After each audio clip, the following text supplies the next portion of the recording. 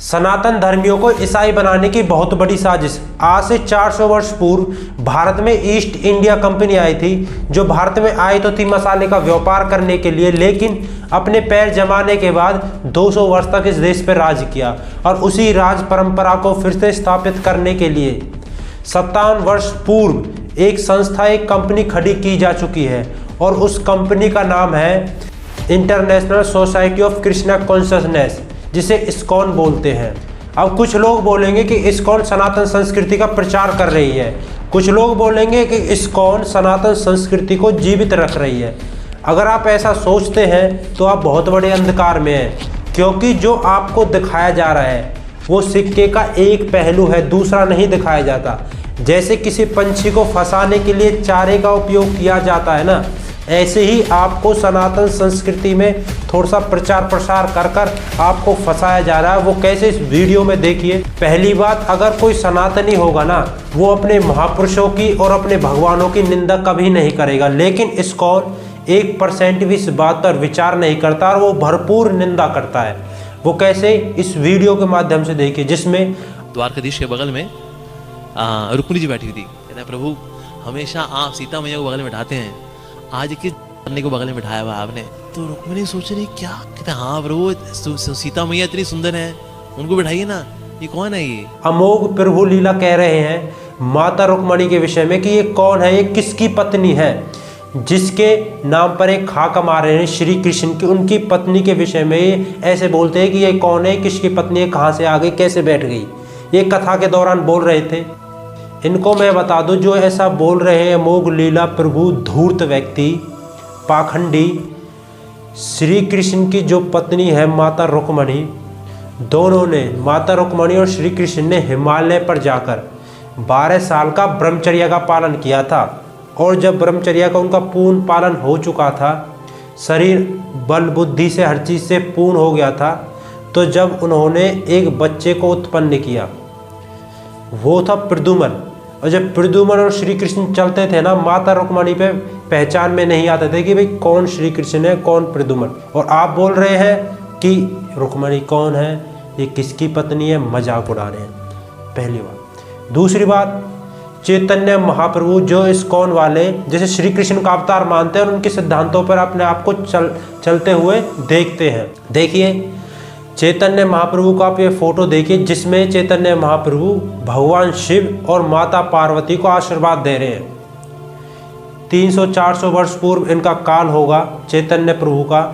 और जो महाराज शिव है, भगवान शिव है, उनका लाखों वर्ष पुराना उनका जन्म है, उनका इतिहास है, लेकिन उनकी जो ये निंदा कर रहे हैं चित्र के माध्यम से आप देख लीजिए। और वही अपमान भगवान शिव और ब्रह्मा जी का किया हुआ है। अध्याय 2 श्लोक नंबर 62 पर आप जाके देख सकते हैं और आपके सामने ये रहा, आप पढ़ लीजिए। ये कैसे भगवान शिव का अपमान करते हैं। इस्कॉन वाले कभी भी भगवान शिव के विषय में अच्छी बात नहीं बोलेंगे, उनकी निंदा करेंगे, उन्हें अपमानित करेंगे। इससे पता चलता है कि सनातनी नहीं है, सनातन का ये भला नहीं चाहते। माता रुक्मिणी का इन्होंने मजाक उड़ाया, भगवान शिव का उड़ाया, भगवान ब्रह्मा का उड़ाया, पार्वती का उड़ाया। अब आगे सुनिए, श्री कृष्ण का अपमान। ये कैसे ईसाई बनाना चाहते हैं सनातन धर्म को। अब उस मार्ग पर चलिए, आपको ले जाता हूँ मैं। प्रभु की जो ये वीडियो है अमोघ लीला की, इसे वीडियो को आप देखिए, जिसमें ये बोल रहे हैं। तो मैंने उससे कहा कि देखो, भगवद गीता और बाइबल के संदेश में वैसे कोई अंतर नहीं है। जहाँ बाइबल चलती है उसी रास्ते पे गीता भी चलती है। जहाँ बाइबल खत्म होती है ना, वहाँ से भगवद गीता शुरू होती है। So it's a sequel of the Bible. So it's like that, it is ये सेम इशू। दैट मीन्स जो भी जीसस क्राइस्ट ने छोड़ा है वो भगवान कृष्ण ने उसको बताया है भगवद गीता, जिसमें ये बोल रहे हैं कि श्री कृष्ण और यीशु मसीह दोनों एक ही रास्ते पर चलते हैं, दोनों के सिद्धांत एक ही है, दोनों के नियम एक ही है। फ़र्क इतना है कि जो ईसा मसीह है वो पहले हो गए, उनका जन्म पहले हो गया, उन्होंने पहले बाइबल का ज्ञान दे दिया। उसके बाद जहाँ से बाइबल ख़त्म होती है वहीं से भगवद गीता शुरू होती है और श्री कृष्ण ने वहीं से अपना उपदेश किया। दोनों एक ही बात है, दोनों में कोई मतभेद नहीं है। ये लोगों को आश्वासन दिला रहे हैं कि देखियो, ईसा मसीह और श्री कृष्ण, सनातन धर्म और ईसाई धर्म दोनों एक ही है। दोनों ईसाई मजहब और सनातन धर्म एक ही है, आप इन्हें अलग ना समझें। अब दूसरी बात, छत्तीसगढ़ की आपको एक घटना सुनाता हूँ मैं। छत्तीसगढ़ में बहुत सारे परिवार गांव के ईसाई बन गए वहाँ पे। तो आर्य समाज से एक व्यक्ति वहाँ पे गया, उनसे पूछा कि भाई आपको ऐसी क्या दिक्कत लगी सनातन धर्म में जो आप भारतवर्ष को छोड़कर ईसाइयों की शरण में जा रहे हैं, ईसाई धर्म को अपना रहे, मजहब को अपना रहे, ऐसा क्या लगा? ये तो ऋषियों की भूमि है, ये तो महापुरुषों की भूमि है, ऐसे ऐसे ऋषि महापुरुष इस धरती पर हुई, आप उसे छोड़कर कैसे जा रहे हैं? उन्होंने बोला कि आप इस फादर का जवाब दीजिए। फादर आ जाता है जब उनका चर्च का वो होता है, वो कहता है ठीक है, तो मेरे सवालों का जवाब दीजिए अगर आप जानना चाहते हैं। एक तरफ हमारे यीशु मसीह जो उस समय जितने भी व्यक्ति थे और आने वाले व्यक्ति सभी के पापों को लेकर गठरी बांधकर सूली पर चढ़ गए, और एक तरफ तुम्हारे योगीराज श्री कृष्ण हैं जो नहाती हुई गोपियों के कपड़ों को लेकर पेड़ पर चढ़ गए। बताइए किसका जीवन अच्छा है, कौन चरित्रवान है? अगर ऐसे तर्क ईसाई देने लगे ना तो कोई भी व्यक्ति सनातन धर्म को अपनाना नहीं चाहेगा। इनका सिद्धांत क्या है कि पुराणों से श्री कृष्ण को बदनाम करिए, छलिया बताइए, बदमाश बताइए, चोर बताइए, और उन्हें बताइए कि ये बचपन की लीला है, ये कोई कहानी है, कपोल कहानियों में उन्हें बांध दीजिए, जिससे ईसाई का रास्ता साफ हो जाए और वो लोगों को धर्मांतर करवा पाए। देखिए तुम्हारे जो धर्म में ऐसी ऐसी बातें, श्री कृष्ण ने ऐसा चरित्र उसका ऐसा है, यीशु मसीह का देखिए, यीशु मसीह इतने महान है, वो सूली पर चढ़ गए। तो लोग सेकंडों में धर्म परिवर्तन करेंगे और कर रहे हैं, बहुत बड़ी तादाद पर, आपको पता नहीं है ये करवा रहे हैं। और जो दिल्ली में जो इस्कॉन मंदिर है उसके जो अभी वर्तमान के जो गुरु हैं गोपाल कृष्ण गोस्वामी, उनके विषय में इतनी तुच्छ बात, इतने ये कैसे घटिया हैं उनके विषय में मैं आपको एक आर्टिकल का लिंक दे रहा हूँ, उसमें पढ़िए। उनकी जो एक पत्नी है, 2-3 वर्ष उनके विवाह चला वहाँ पे, उन्होंने उसका भांडा फोड़ा है, जो उसके विषय में सच्चाई बताई है। आप उस सच्चाई को सुनकर चौंक जाएंगे कि कोई व्यक्ति ऐसा कैसे हो सकता है, इतना मूर्ख दुष्ट व्यक्ति कैसे हो सकता है, जिसे मारने का प्रयास किया गया वो अपनी पत्नी को, बच्चे को। आप उस आर्टिकल में जाके पढ़िए, 20-25 आर्टिकल है, आप वहाँ पे जाके देख सकते हैं। विषय में अलग उस पर वीडियो बनाएंगे। और दूसरी बात देखिए, ये इस्कॉन वाले जो अपना महामंत्र है हरे कृष्णा, उसे बताते हैं कि आप इसे बोलिए और आपको मोक्ष हो जाएगा, आप श्री कृष्ण के धाम चले जाएंगे। लोगों को कैसे मूर्ख बनाते हैं देखिए। हरे कृष्णा कृष्णा कृष्णा हरे हरे, ये मंत्र है उनका। पहली बात, इसमें राम जी का अपमान किया हुआ है, क्योंकि राम जी श्री कृष्ण से पहले हुए थे, फिर बाद में श्री कृष्ण हुए थे। राम पहले आने चाहिए थे, श्री कृष्ण बाद में, लेकिन राम को पीछे फेंक दिया, श्री कृष्ण को आगे ले लिया अपमान करते हुए। और जो हरे शब्द है हरे कृष्णा, वहाँ पे जो हरे का अर्थ लिया हुआ है वो लिया हुआ है राधा। तो हरे का मतलब हरि भी है और हरे का मतलब श्रीमती राधा रानी भी है। इसलिए जब हरे कृष्ण बोलते हैं इसका मतलब है राधा कृष्ण। हरे राम पहले बोलते हैं, हरे कृष्ण बाद में बोलते हैं, इसमें कोई डिफरेंस है? दोनों ही वैसे सेम है। रसगुल्ले को पहले नॉर्थ से खाओ फिर साउथ से खाओ, या पहले साउथ से खाओ फिर नॉर्थ से खाओ, फर्क पड़ता है कुछ? ठीक है, ये राधा शब्द लेते हैं हरे से, और हरे को राधा को श्री कृष्ण के साथ भी जोड़ते हैं और राम के साथ भी जोड़ते हैं। अब उन धूर्त पाखंडी लोगों को मेरी चुनौती है, जो हरे शब्द से कहीं भी राधा का वर्णन दिखा दे कि भी हरे शब्द से राधा का वर्णन होता है, व्याकरण दृष्टि कैसी दृष्टि से अगर वो दिखा दे, सिद्ध कर दे, मेरी उनसे चुनौती है। हरे का जो अर्थ होता है मैं आपको बता दें, और इस महामंत्र का जो पाखंड है वो भी मैं आपके सामने अभी बताऊंगा। हरे का जो अर्थ होता है परमपिता परमात्मा ओम, उसका नाम हरे है, हरि है, उसे हरे हरि उसे बोला जाता है जो दुखों को हरने वाला होता है। उस परमपिता परमात्मा का नाम हरे और हरि है। अब बात करते हैं हरे कृष्णा महामंत्र का। हरे कृष्णा कृष्णा कृष्णा हरे हरे। हरे का कृष्ण, कृष्ण कौन है? कृष्ण इंसान है, हरि कौन है? हरि परमात्मा है, ईश्वर है। कृष्णा कृष्णा हरे हरे, कृष्ण कृष्ण है, हरि हरि है। कृष्ण इंसान है और हरि भगवान है, वो भक्त है श्री कृष्ण, और हरि ईश्वर है, वो उसकी भक्ति कर रहे हैं नाम को जोड़कर। लेकिन मूर्ख लोगों ने इतना आसान बना दिया मैगी की तरह 2 मिनट में किस मंत्र को पढ़िए और ईश्वर को प्राप्त कर लीजिए। हमारे नारायण का बैकअप अकाउंट ना हमारा तो और ऊंचा टारगेट है जी। अच्छा फिर 60,000 साल? नो 60 साल दे दो बस, 60 साल दे दें। which is like 99.99% discount.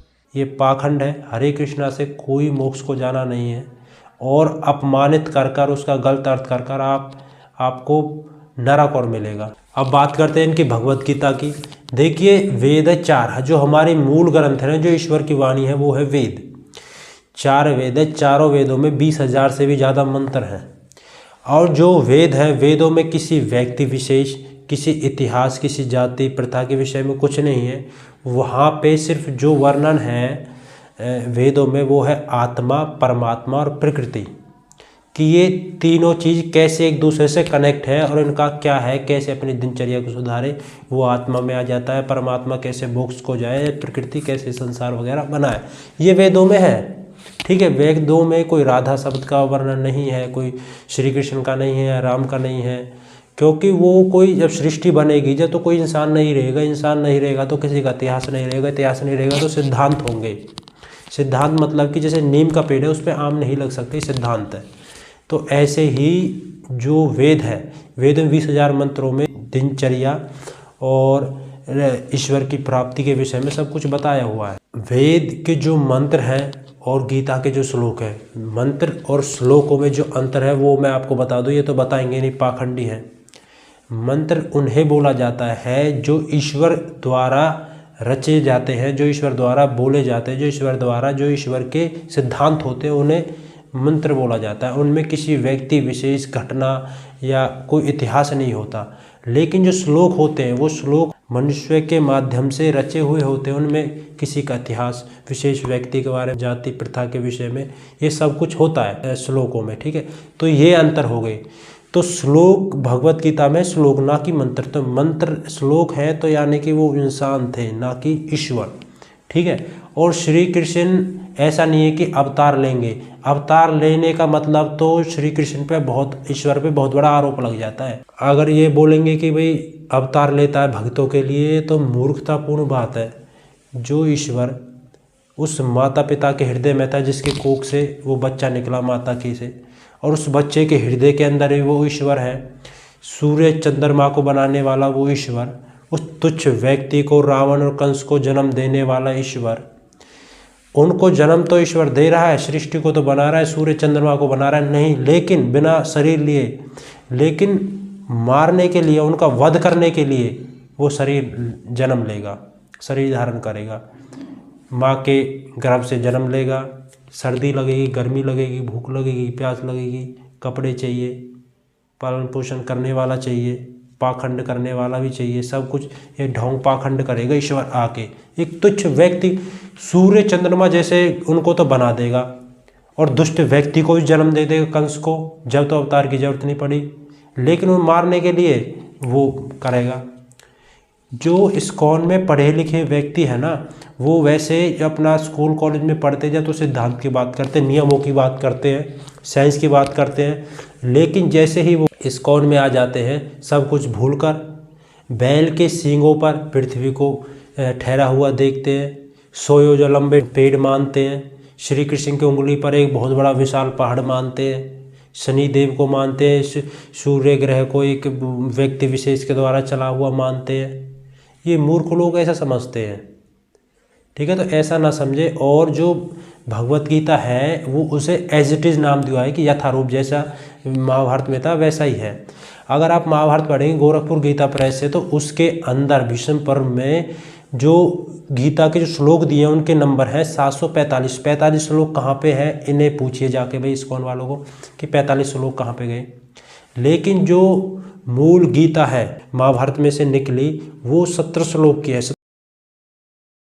अब देखिए इस्कॉन लोगों को फंसाता कैसे। इस्कॉन लोगों को फंसाता है जो व्यक्ति धर्म के प्रति अंध श्रद्धा रखते हैं, जो व्यक्ति अज्ञानी है, जो व्यक्ति भोला भाला है, जो व्यक्ति बिना कुछ करे, बिना शास्त्रों के पढ़े ईश्वर प्राप्त करना चाहता है, जो व्यक्ति फटाफट 2 मिनट में एक छोटे से मंत्र से ईश्वर को प्राप्त करना चाहता है, जो व्यक्ति बिना संध्या उपासना यज्ञ आदि करे बिना ईश्वर को प्राप्त करना चाहता है, जो व्यक्ति अपने संसारिक जीवन के साथ साथ, जैसे संसारिक जीवन में मनोरंजन होता है, उसी मनोरंजन को गाने नाच कर वो उसी माध्यम से ईश्वर को प्राप्त करने के लिए उन्हें रास्ता देते हैं और उन्हें बुलाते हैं और उन्हें फंसाते हैं, शिकार बनाते हैं। क्योंकि अज्ञानी तो वो होते हैं, मूर्ख लोग होते हैं जो जाते हैं साइंस को और विज्ञान को कोई तर्क देते ही नहीं है। तो ये उन लोगों को मूर्ख बनाते हैं जो अज्ञानी है।